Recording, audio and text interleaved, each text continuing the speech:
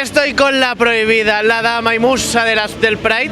Felicidades por volver, Sí. Temazos que nos estás sacando, ¿eh? Bueno, felicidades y sobre todo yo agradecida que hayáis contado conmigo un año más para estar aquí en esta fiesta tan impresionante. Estoy muy contenta, muy honrada, me siento halagadísima. El año pasado 380.000 personas pasaron por las actividades de Pride, entre ellas obviamente este Pride Barcelona tan maravilloso.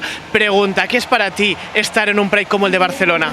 Pues mira, aparte de la fiesta que es impresionante, todo tiene que ver con lo que es la ciudad en sí, porque el Pride son las fiestas, pero también todo lo que ofrece a todos los niveles cultural, de oferta que tienes, de gastronómica, de un paseíto sencillo, la playa, el mar, todo el conjunto es lo que convierte, según mi punto de vista, a esta fiesta del orgullo en algo tan único y tan necesario que para mí es de lo mejor que hay.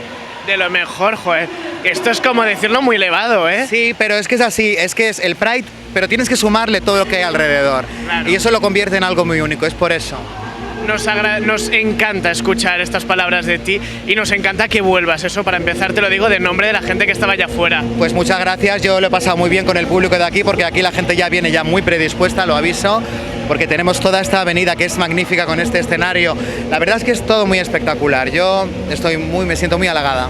Y queremos que sigas halagada y ahora queremos mandar un mensaje a aquellas personas que, por desgracia, no se han podido pasar hoy. Nos gustaría que les cogieras el micro y mandaras un mensaje de apoyo a la comunidad LGBTI de cualquier parte del mundo de habla hispana para que nos pueda entender. Vale, perfecto. Tú misma. Hispanos del mundo, tenéis que venir al Pride de Barcelona porque no sabéis lo que os estáis perdiendo. No puedo ser más directa. Aquí hay una fiesta, como he dicho, impresionante.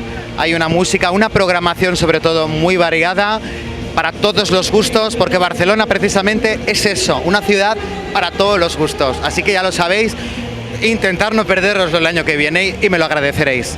¡Mua!